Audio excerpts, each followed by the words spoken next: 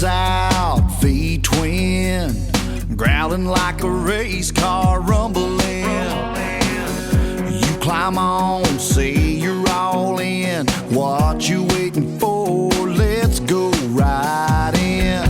Hit the highway to the 2-lane, clear hair, no chance of rain.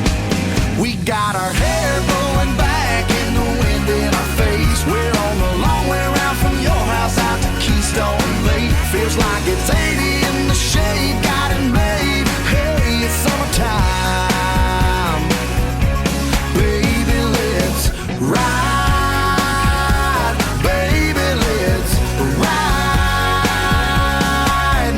Got our hair blowing back from the wind in our face. It's just another day, you and me out on the lake. And as the sun slips by, climb on, hold on, right on time. Tomorrow let's ride, baby, let's ride, baby, let's ride, let's ride. Okay, let's go.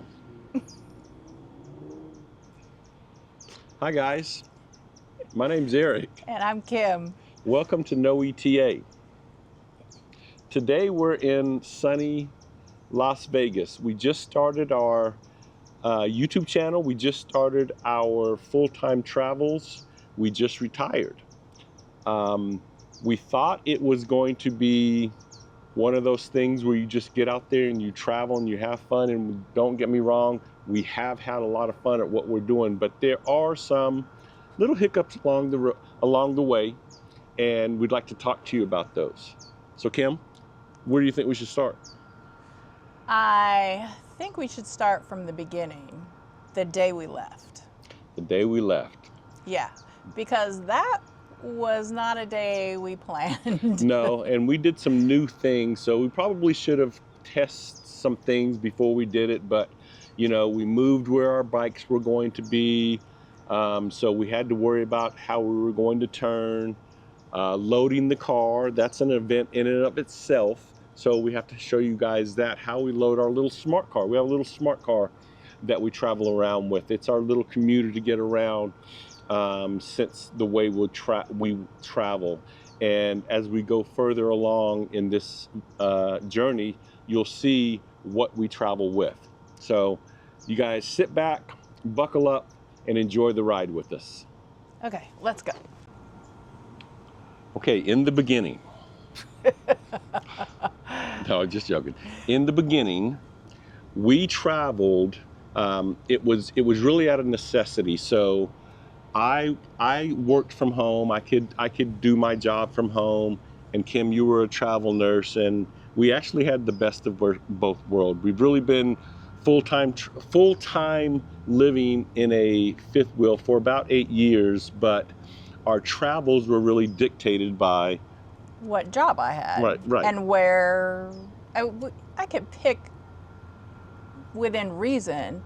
So we kind of picked jobs in areas that we wanted to explore. Right. So that kind of made it easy. Yeah, so right, it did make it easy. It was absolutely fun. We got to visit a lot of fun places. Oh yeah. You know, but now since we've transitioned to be able to travel where we want to, it makes it to where we want to try to share our journey with, you know, people we love, people that we meet, you know, and you guys, right? And so hopefully you'll find some value to this. And what we would like to do is start to tell you how it first started with these travels. So we started in Gaffney, South Carolina. We knew we wanted to make a trip across the United States all the way to the West Coast. So we started getting ready, right? So we have a car. We have, like I said, we have this smart car that we put on the back of an HDT, which is called a heavy duty truck. It's a Class 8 truck. It's a former over the road truck that, you know, somebody used for commercial that's been converted to haul a fifth wheel. And so we've traveled like this, gosh, for probably what, 3 years? 2023 was when we got Fisher. 2023, and so it's a chore loading the car. I mean, it's cool to see it up there. It's nice to have a car to when you get to places, but the ramps are heavy. The ramps are heavy, and it's not easy on, easy off when you're only staying a night or two someplace. That's true. So no, it's not easy on, easy off. So we want to show you how we do that. So we have to get the ramps out.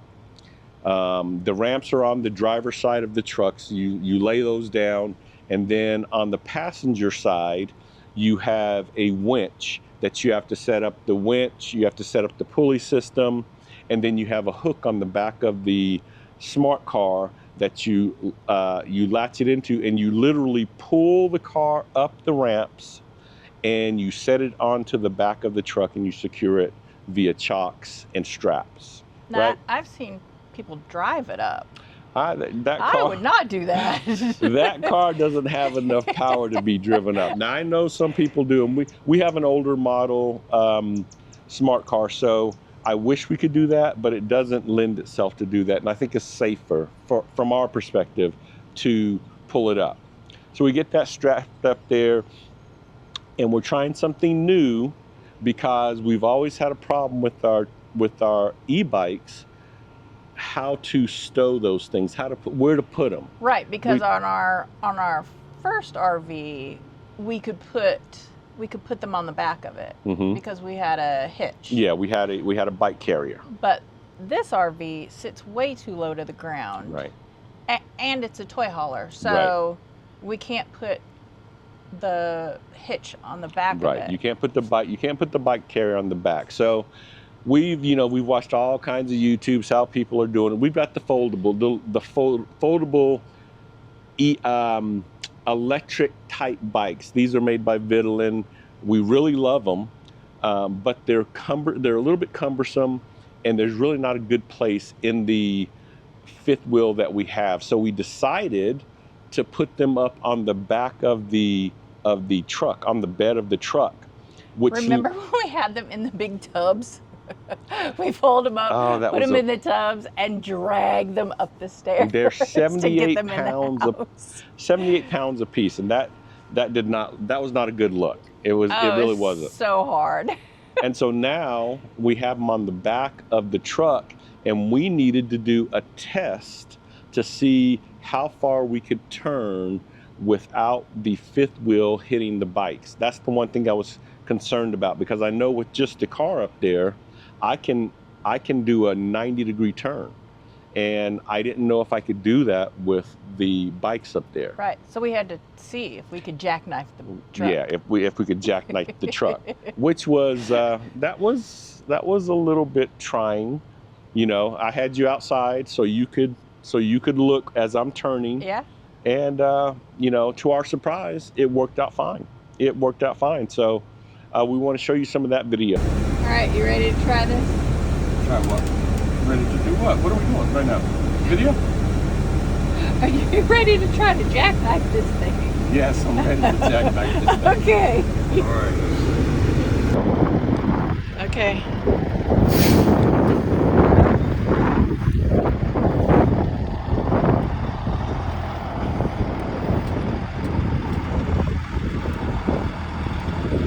We want to make sure that if we have to turn really sharp, we're not going to hit the bikes.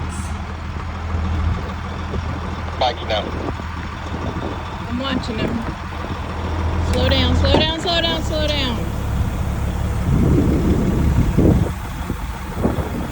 Okay. Okay, go slow.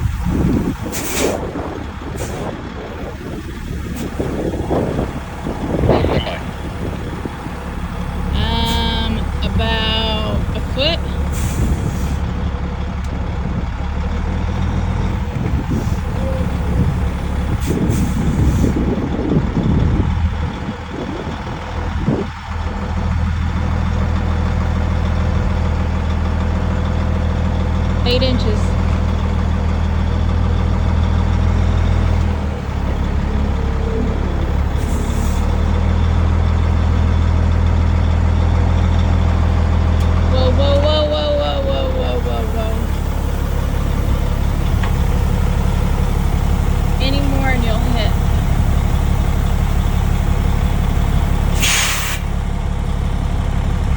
But like I was saying, we started out from South Carolina, from Gaffney, and we're gonna go to Tennessee.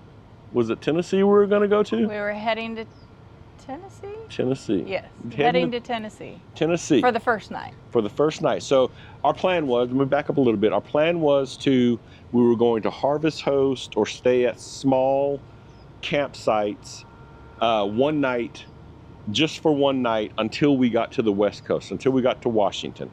Well, no, we were going to South Dakota because fault. we had some business to take care of. Right. So at any rate, though, we were going to try to stay one night until we got to our destination. Right. And in this case, it was South Dakota. We weren't staying long term because we needed to get, we had a finite amount of time. Yep. Before we needed to get to South Dakota. So we get everything loaded, and it's time to put the animals into the car. Now, we have large dogs. They're both over 80 pounds. And we have had the big pet loader stairs before. Let's talk a little bit about our little pets. We've got Seiko, which I call Benjamin Button. Seiko is a lab mix, and you saw him on our intro. Sweetest dog you'd ever want to meet, but he's getting up in age. He's almost 14 years old. Yeah. Almost 14 years old. He doesn't like for me to pick him up and put him in the truck, right? So we had to find a solution, and the first solution we found was the pet loader. They're stairs, but they are accordion stairs. They are heavy. They are so heavy. They're heavy as the dog. They're so heavy that we just didn't want to take them in and out every time we had to stop to let the dogs out, to use the bathroom on the road, or anything like that. It was just too much. Yep. So I found something on Amazon, which I was surprised they were going to work because they're not solid stairs. Yeah. They're more of a very tight canvas. Yeah. They're still sturdy. They won't hold a person's weight, but they'll hold probably 95 to 100 pounds. I think it's rated for 200. It may be. I wouldn't stand on it. I wouldn't either. But it weighs like 15 pounds. If that. It's amazing. Yeah, that. We'll see if we can go back to our Amazon and get a link for it and put it in the description for you guys. They're phenomenal. Perfect. And it really is just not for people that are doing HDTs, but anytime if you had to load it into a trailer, like to ride in the truck, but they're our companion, so they ride in the truck with us. So, and then we have a cat, Titan. Titan's our one-eyed bandit, and he is always trying to test the boundaries of everything. Ooh. Yep. But anyways, we've got everybody loaded up, got the truck started, getting ready to head down the road, and we get through South Carolina no problem. We hit into North Carolina over on I-26. We're less than 2 hours away from our starting point. Less than 2 hours away from In fact, where we started. An hour and a half. Yeah. And only because of traffic. Everything, like it's not even that far in mileage. Yeah. Everything's going fine. I love driving this thing because you have so much visibility. It's got enough power, and the braking is outstanding. Well, speaking of braking, here I am on I-26. It had just opened up to 3 lanes on both sides of the road going east and west on 26. And all of a sudden, the truck just lurches forward like somebody, or I'm lurching forward like I've slammed on the brakes. And I'm looking and I'm like, what in the world's going on? And I'm thinking I'm having a trouble with the truck. And I look in my side mirrors and all I see is billowing smoke everywhere. And then all of a sudden I see my fifth wheel, my 45-foot fifth wheel, going sideways beside me, and I'm in the middle lane, and I come to a stop in the middle of 3 lanes of interstate traffic. We're in one lane, our RV is in the other lane. And we have stopped all the traffic.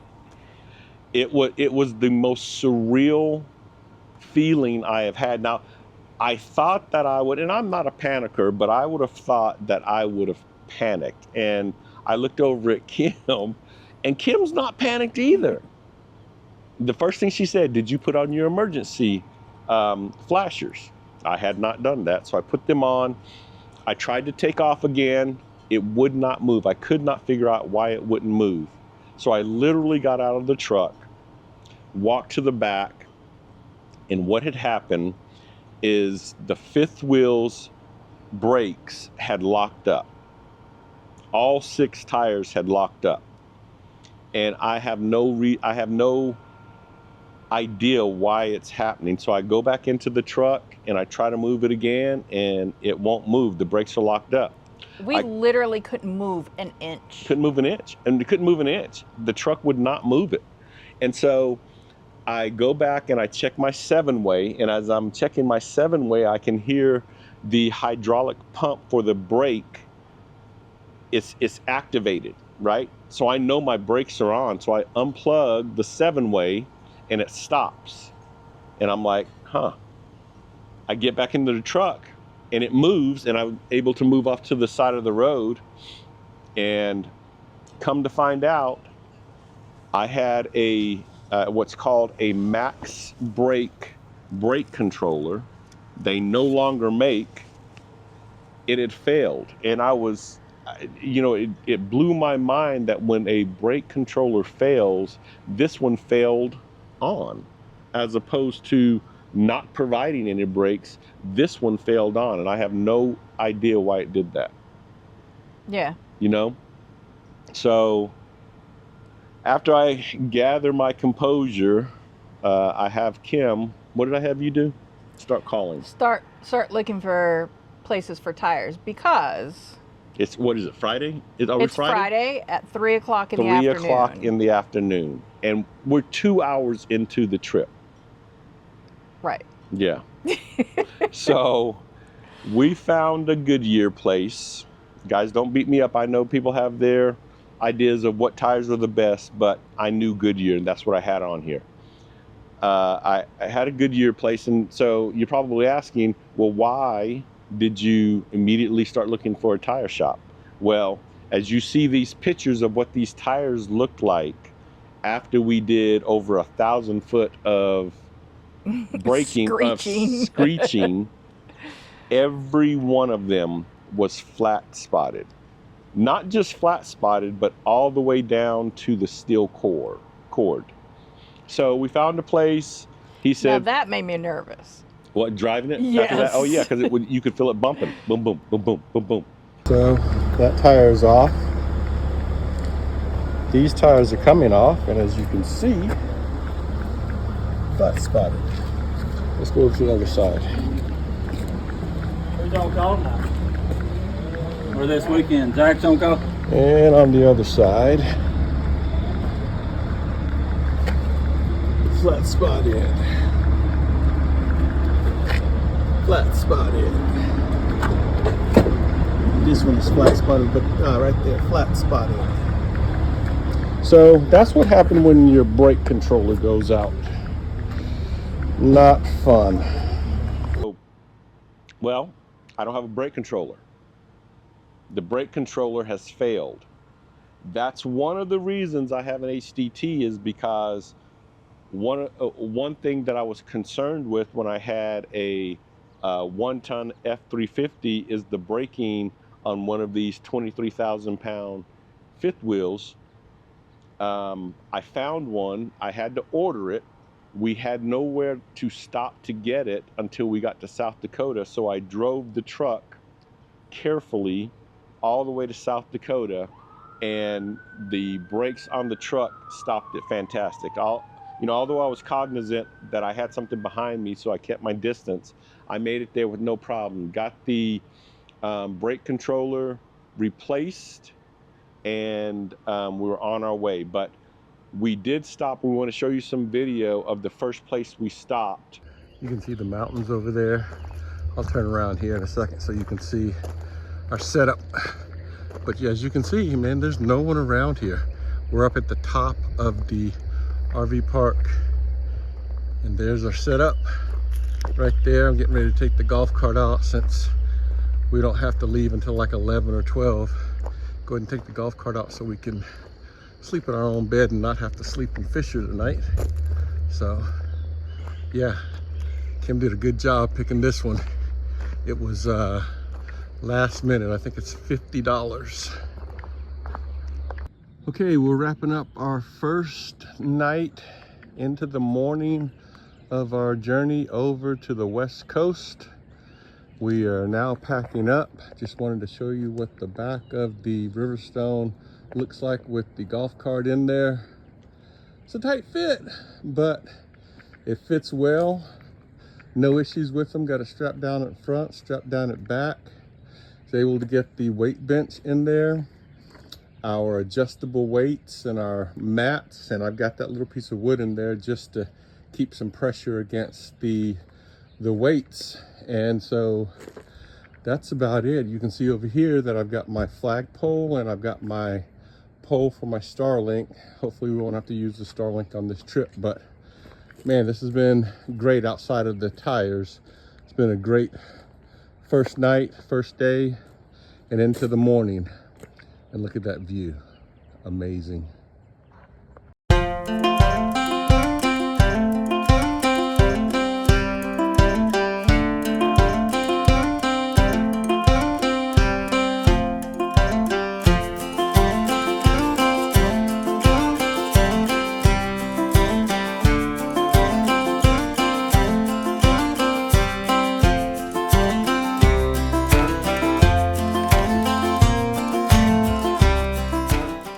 Guys, that's about all we want to say on this video. We got more stuff, and don't believe that the brake issue and the tire issue was the only issue we had on this trip. We've got lots more for you, so you guys just stay tuned. Watch out for the next video. You guys have a wonderful day, and we'll see you on the next one. Oh, and like and subscribe. Like and please. subscribe.